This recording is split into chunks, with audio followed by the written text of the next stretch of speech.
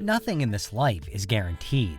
Anyone or thing can be here today and gone tomorrow, which is one reason why so many wellness mantras urge us to seize the day, or to live every second as though it's our last, because eventually it will be. But what if you knew when the end was coming? And what if it was suddenly incredibly close?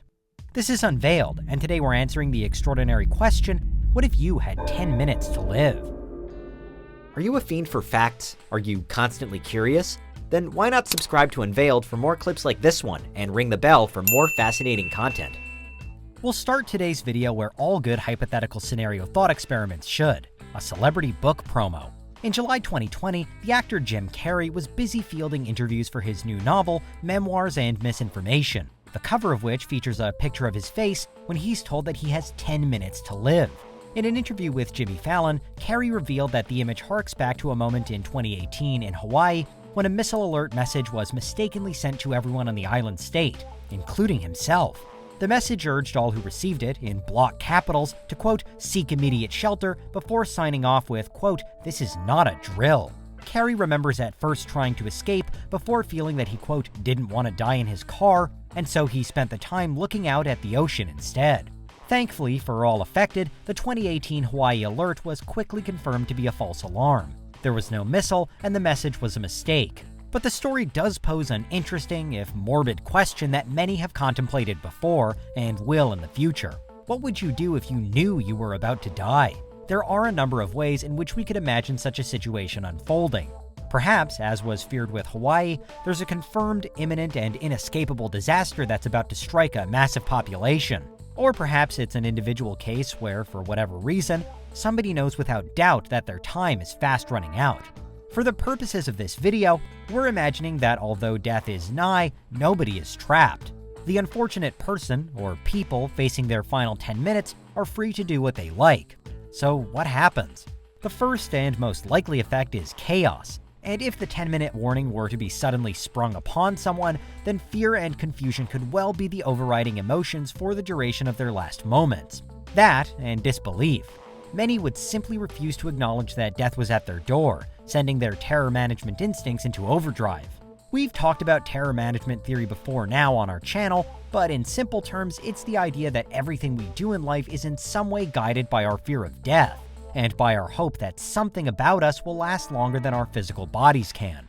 So with just 10 minutes to live, we could all be frantically searching for what that something is.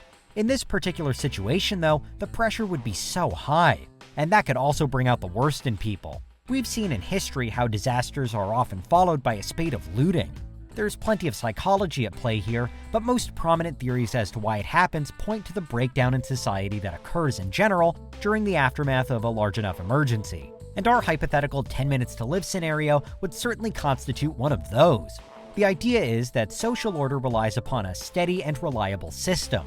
Laws, rules, loyalties, and incentives to keep people moving forward in a positive way. But with it being literally just a matter of time before you actually die, in this case, all of that could get thrown to the wind, and our morals could swiftly follow. Reactance theory says that whenever someone feels like their options have been limited, their behavior can quickly U-turn so that they do things they wouldn't have done previously.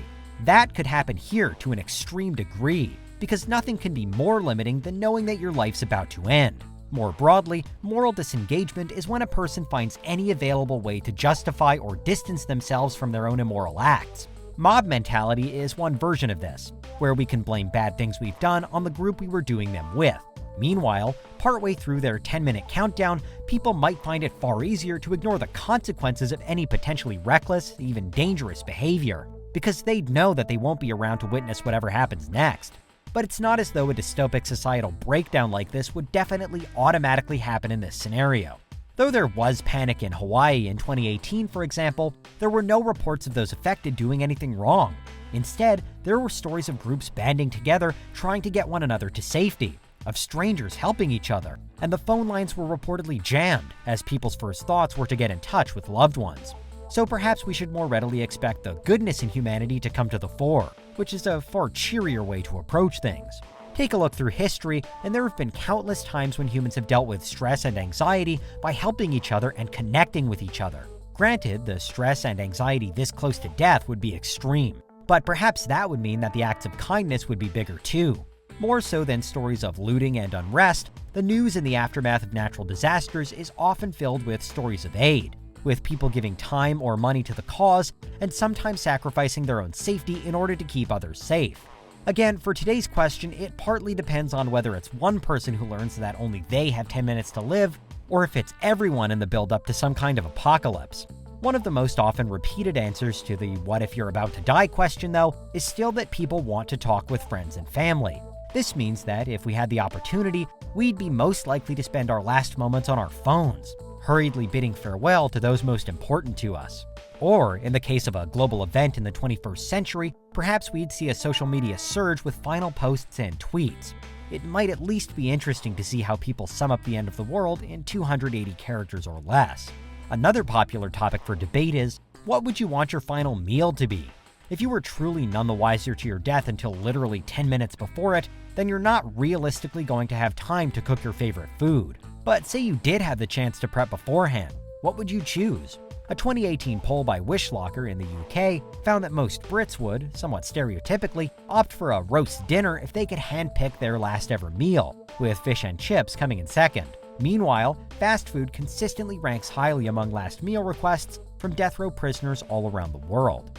Of course, with just 10 minutes left to live, you'd have so little time that you might not feel like eating anything at all. And again, just as so many of our other actions would have very little consequence, would there really be any reason to eat anyway?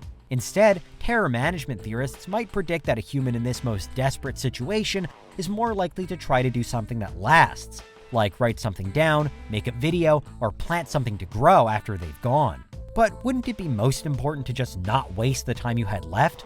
By some measures, 10 minutes is long enough to do anything. By others, it'd be impossible to achieve all you wanted. The one constant across all studies, surveys, and articles on this topic is that people would want to get in touch with other people. When we imagine the end being near, we also so often imagine all of the things that we'd like to say to others. And they're usually positive things. Messages of love, thanks, and unity. Even in the worst situations, humans find a way to connect. But it makes you think, why wait until this hypothetical last 10 minutes? Why not pass on those messages now, today, or the next time you see someone? What do you think you would do? What do you think is most important? Let's hope that we're all here for a lot longer yet, but let's also make the most of the time that we have.